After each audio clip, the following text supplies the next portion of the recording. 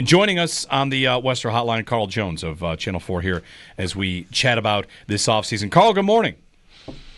Man, good morning to you guys. How you doing? Is it a good morning for you? Because he's also a Cavs fan, I believe. He is a Cavs fan. And that didn't go well last night. I mean, the Cavs are allowed. Go ahead, Carl.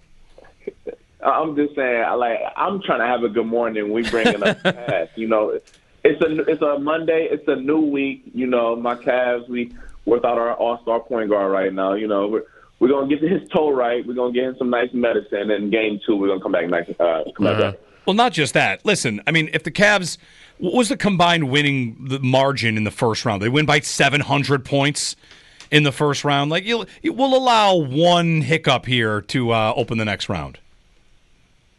Yeah, we definitely have to understand we're in a different weight class now. This isn't the Miami Heat we're dealing with anymore. So the Pacers are nice, man. They get up and down the court, so we got to make sure we bring our A-game too. Yeah, the NBA playoffs, NHL playoffs, both underway. Draft is in the books. The offseason's in the books. The NFL schedule's about 9 days away and different parts of it as well. Carl, let's start on the Bills offseason. And Max Hairston, who we heard from right there. We haven't chatted since the draft. So what'd you make of the Bills' first-round pick? How do you like it as, Are you one with love for defensive backs altogether? So as soon as they go defensive back, you're all about that? How do you like Max Hairston in the fit? You're correct. As soon as I saw a cornerback off the board, I'm like, yep, my cup of tea, I like it. But it was a little shocking for me at first for them to go in that direction, considering that he breaks the mold a little bit of what they usually go after. I mean, in terms of height, weight, he doesn't really fit that. I know he's 5'11", listed at 183 pounds. He says he's up to 190. We'll see what his weight is during training camp when he's sweating all day. But I think clear and obvious what attracted him to them was his speed. And when you have 4.28, you can't really teach that. And there are some things that if you're a guy like Sean McDermott who is majoring in a zone-heavy scheme, you're like, hey, man, you're a guy who can tell this cornerback you can be a little bit more risky. You can take some chances because you have the recovery speed to make up for it on the back end. So I really like his hips. They're smooth. He's obviously very explosive and fast. His one hiccup is that he's a bit of a smaller guy, and that doesn't just show up in the run game. That shows up in the passing game as well in terms of going against those bigger guys in man. So I know that a lot of people hear speed. They think, oh, shut down man corner. It doesn't always work in that way if you're a smaller guy like he is. Is that about like leverage, like guys that can kind of use their body to post up? I'm thinking about the way that Keon tries to win. He sometimes, a guy will be in his hip pocket, but he's got such a big frame, he can box out corners like that. Yeah, down the field, that's one obvious one for sure. And then you got to think about it even on the intermediate route tree as well. You're just bigger, stronger, faster in some ways, so you can just move a guy out the way. Think about like a dig, where you can cut a guy off, but he just has more mass and he can move you out the way, or even a slant down there on the goal line. So I know I like what Brandon Beane said about him in that aspect of his game the night of the draft. He said, listen, if he had everything, he'd be a top 5 pick.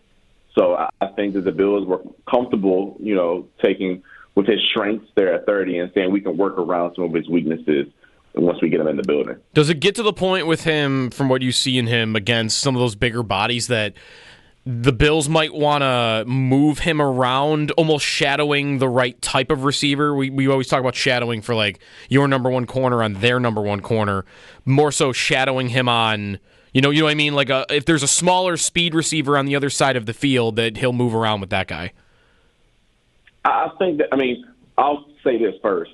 Give him the chance to go up against a bigger guy first. On paper, sure, he won't be able to do that. But, I'm from Cleveland, and I see Denzel Ward, who has a very similar frame to Max Hairston, compete with the biggest of the best every week in and week out. He's in the same division with the Cincinnati Bengals, and he has no problem with them.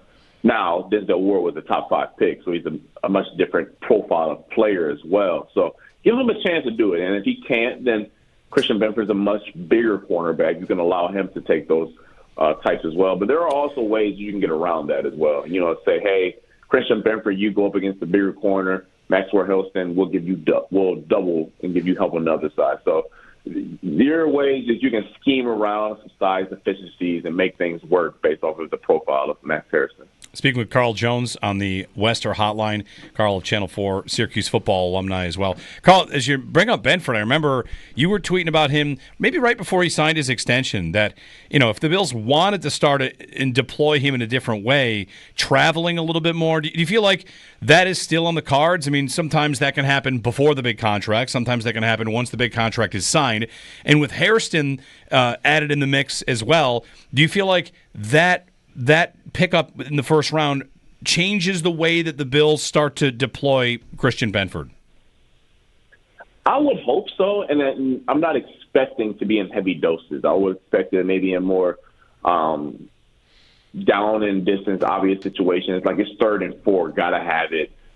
Into the hash situations, I wouldn't mind seeing him travel. Like one situation that sticks out to me like a sore thumb, it's that 3rd down situation against the Los Angeles Rams out there on the West Coast, where Puka Nacua is lined up against, I believe, Jamarcus Ingram, if I'm not mistaken, for the game-winning tutty, or someone that wasn't Christian Benford. In my opinion, that should have been a situation where 47 was lined up against their best receiver. So it doesn't need to be all game, and I don't expect them to be that way, considering that Sean McDermott majors in zone defenses. And there is a big plus to not having your cornerbacks travel, because you will always have the illusion of disguise as well. So I know that some people say, like, oh, his cornerback travels. Well, once your corner travels, the jig is up. Like, we know that you're in man coverage. So I think there are some benefits and drawbacks of having your guy travel. But I think when it's 3rd and 4, man, it's 2-minute drill. The whole stadium knows that Puka Nacua or Jamar Chase or that Justin Jefferson is getting the ball. I would like to see best on best in that situation. How do you feel about their corner room overall right now, even down to the late draft picks? I saw you talking about Dorian Strong the other day, the Bills that they brought back, former Bills, Trey White and Dane Jackson. There's a lot of names there. Do you feel like it's a far superior group than they had last season? I do. I do. And I think that speaks to the depth that they've acquired. I know that White reports are a little – I think it's the wrong word, because we saw him out there on the field, but he was in a much more diminished role last year for the Baltimore Ravens in that dime role, so he only had to play 25-30% of the snaps. So if you're expecting him to be CB3 here, just know, like, hey, there's a bit of a curve and a bit of a projection there. But I really, really, really like Dorian Strong in the whole draft process. I remember watching him, I want to say shortly after the NFL Combine, and I tweeted, yep, this is a Bills corner. Like, just the way he operates and the way he moves. Is he the greatest guy in man coverage? Maybe not, but he gives you a lot of other stuff. He has a really, really nice, just like one-hand stab and press coverage, which is music to my ears when I'm watching it. I'm like, ooh, everyone else, they're like, I don't know what you're so excited for, my boy. But, like, listen, that stuff right there is like Mona Lisa. But good ball skills, man. He has good feel down the field as well.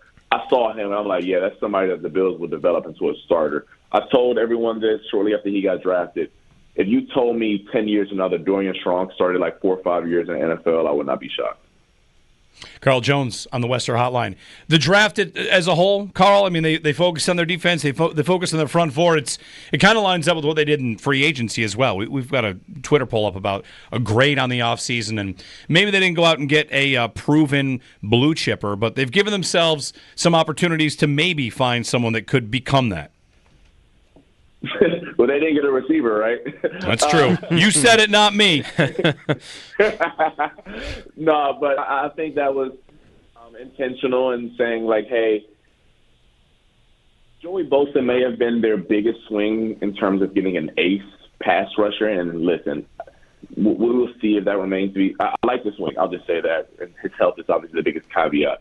But if you can't acquire the big Myles Garrett or T.J. Watt or Trey Hendrickson, you can also acquire just a bunch of depth and go after a team in waves where the drop-off between the first, the second, and the third line isn't that steep. And I think I like that how Brandon Beane addressed the offseason from up front.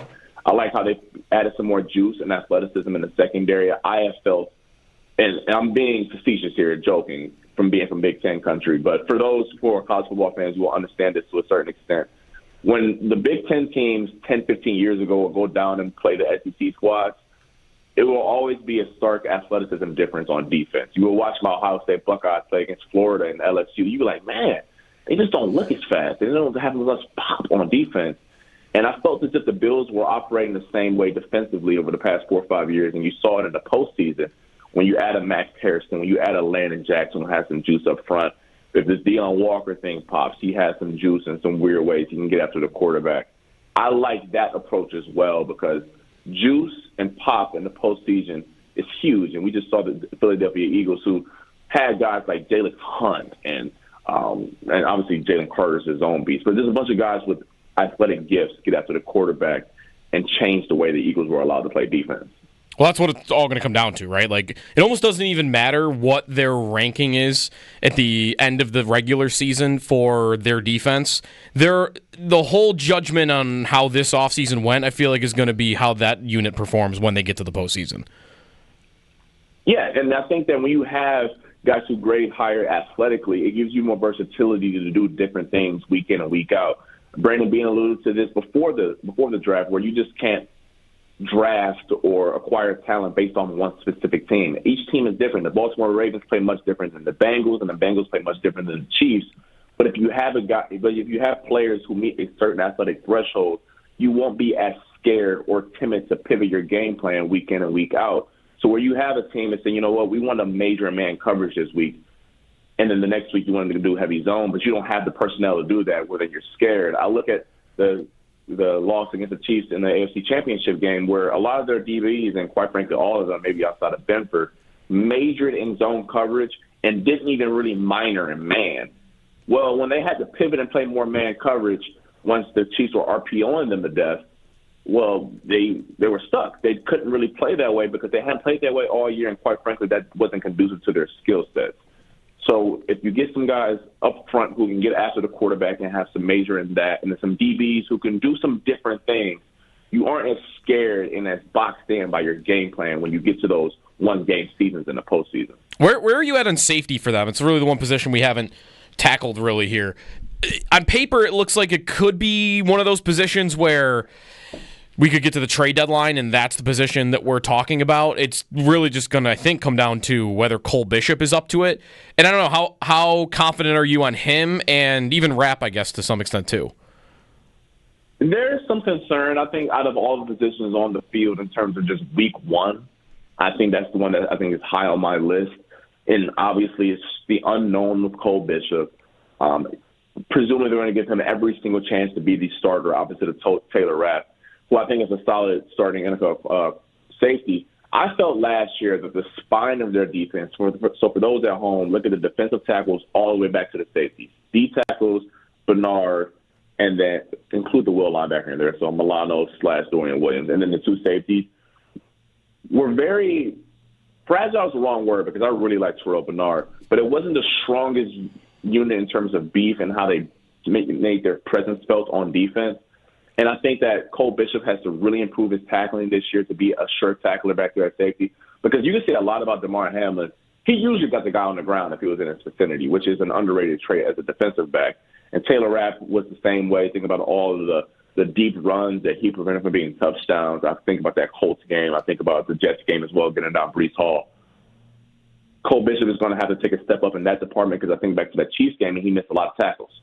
So it's a room that, there's a lot of concern, and I think it's valid to feel that way. I think the Bills will say the same thing. Based off his athletic profile, speaking on Cole Bishop, he's somebody that they will really like because he can do different things, but it remains to be seen if he can do it at the NFL level. Speaking with Carl Jones on the Western Hotline. Carl, how about Elijah Moore, Josh Palmer, the two moves the offense makes? They have two receivers go out, two receivers come in. That's pretty much the change for the offense. The new fits, how do you like it, and how important was getting Moore to be in that mix? I like them for the sole purpose of it helps slot players in different roles, maybe roles that they'll be more conducive to playing. Like I think of Keon Coleman. I tweeted this out the other day where, the Bills really want him to be an outside receiver. And you know what? They're going to give him every opportunity to do that. But if they get to week 12 and they just find out that his skill set isn't strong enough to do that, or maybe not just strong enough, it just doesn't fit in that box, well, then you have a Josh Palmer who majors outside. And then you also have an Elijah Moore who can do some things outside as well. So if it is third down and you want to go 2-by-2, so Elijah Moore on one side, Josh Palmer on the other, Khalil Shakir in one slot, and then Keon Coleman can be your other slot guy, and now you have options. when you didn't have an Elijah Moore or a Josh Palmer, Keon Coleman, no matter how bad that you maybe wanted to see him in the slot, he couldn't go in there because there wasn't just the bodies to go outside. So I like Elijah Moore. He's a nice separator. I don't know if he's like the deep threat that everyone is clamoring for, but I also don't think that Josh Allen is one of the quarterbacks who needs a pure, hey, line up on the line of scrimmage and just fly. His arm kind of meets in the middle with a lot of that stuff. So I like the move, though. Josh Palmer will be probably the sacrificial X on a lot of routes, which I think he signed up to be. And then Elijah Moore, I like the swing. I mean, listen, if he doesn't work out, I mean, it's late April, early May. What else type of player are we trying to get on the receiver market this time of year? You talking about Palmer that way? Are those, what do they call those? The empty calories? He's got those ones in the future, you think? The carb routes? The cardio routes. Love of the game routes, right? Like, yeah. I don't mean that in a negative way, but it's like you also need certain body types to be there, but also someone that will at least pose some type of threat. Because if you throw me out there at X receiver, well, there's no one that's going to believe that I'm actually going to get the ball on this route. Like, I'm running a clear out post. Maybe back in the day I could scoot a little bit, but right now the defense is like, oh my God, it's like we playing 10 on 10 right now because that dude's useless. Josh Palmer provides some threat out there when he's on the line of scrimmage. Yeah, that's something we talked with Sam Monson last week, and when we asked him about the receiver room, he kind of had the same thing. Like, I like what they've done. It's just kind of confusing to me. They don't have a true X receiver on the entire roster. Even Palmer can play the X, but even Sam put it like, I think he's best at the Z position, and Coleman might be at his best at the slot position. It's like these guys can play the X, but is anybody on the depth chart at their best when they're out there? Yeah, and I think I do want to mention this as well, though. 60-70% of the game, I'm just spitballing here a little bit. I don't think the receiver designations in terms of X, Y, and Z will truly matter. The Bills play so many condensed formations. They use a lot of motion to free up their guys and get releases anyways. I mean, how many times have you seen Khalil Shakir do that over motion behind the line of scrimmage? Or you see the X and Z receiver 3 yards away from Deion Dawkins and Spencer Brown. Those are ways that you can manufacture space and manufacture free releases. Now, when it does come up is when it's 3rd and 7 and you can't do all that stuff. You just got to line up on their line of scrimmage and go. That's where it'll come up a little bit more, where like, hey, we can't I don't want to, tear up any old wounds here. I'm not trying to see over emotion on 4th and 5 anymore. And you do that because you don't have the personnel to just go win on 4th and 5, right? I remember that I'm speaking of the play against the Kansas City Chiefs in the AFC Championship game. I mean, you think about the play before that, they're running a screen to Amari Cooper on 3rd and long. So, like, there's obviously many ways that you can get there. And I know that most of the game, the designations won't matter because they do such a good job of motion and where they align their receivers on the field. But, hey, it's 3rd and 6. Somebody got to go win, and I think that's when it will show up. Which, Carl, like, this kind of gets to the big, conversation about this among Bills Mafia or whatever, like the Bills' internal conversations. Their offense has been tremendous. There's no disputing that. They've shown they can go months and months and months. It really is down to a couple plays and whether or not this version of this offense will have the answers in those spots. Yeah, and you're going to need one or two of these guys to just really become that guy in certain situations. I'm thinking about money downs, 2 minute. And I love Khalil Shakir and what he's done and the value that he's provided as a 5th-round pick, I believe, in the 2022 draft. But he's not necessarily a guy who, like, hey, it's 3rd and 6, press coverage, Trey McDuffie's on him. Josh Allen doesn't care. He's still going there. I think the Bills are going to need, whether it is a Keon Coleman, a Josh Palmer, or Dalton Kincaid maybe can take that step from a tight end position. Hey, Elijah Moore, you just got him playing with Josh Allen, the best quarterback he's ever had in his career. He can take that step. They're going to need to find just one player who they can fit in that role. And it's going to be difficult because usually those guys either A, go high in the draft, or you got to give up some draft capital to go get them. But they got to find that guy because, like you just mentioned, man, 3rd and 5 AFC Championship game, 4th and 6. Josh Allen can only do but so much because Steve Spagnuolo is bringing 6 and 7, and he don't have much time to go through routes. You just got to go to his guy and pray that they win. Carl Jones on the Western Hotline. Carl, thanks very much, and good luck to the Cavs. I think it'll be fine. right? You'll be all right. I think I would still pick them to win the series. That's not crazy. Cavs in 5. In 5. Cavs in 5. I'll see y'all in 2 weeks when we're going against Boston, and then I'm going to need some prayers to see how we take down the Jays. All right. Thanks, Carl, as always. Yeah, you have a good one. All right, Carl Jones of Channel 4. You can follow him on Twitter as well, and I would recommend it. He's great stuff, at Jones11_ to follow Carl from News 4 Buffalo.